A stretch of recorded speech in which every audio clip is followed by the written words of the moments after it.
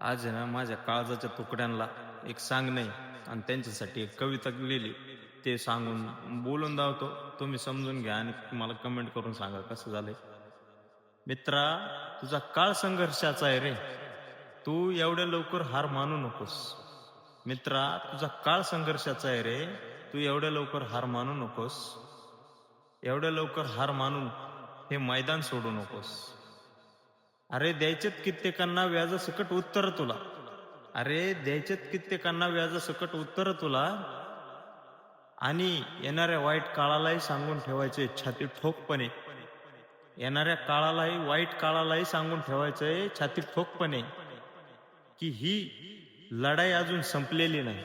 की ही लढाई अजून संपलेली नाही. कारण हा पठ्ठ्या अजून जिंकलेला नाही. कारण हा पठ्ठ्या अजून जिंकलेला नाही.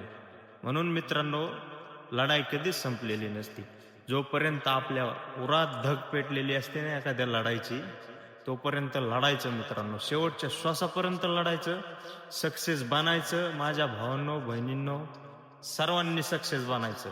उगच दादा भाऊ याच्या मागं त्याच्या मागं पळून काय होत नाही.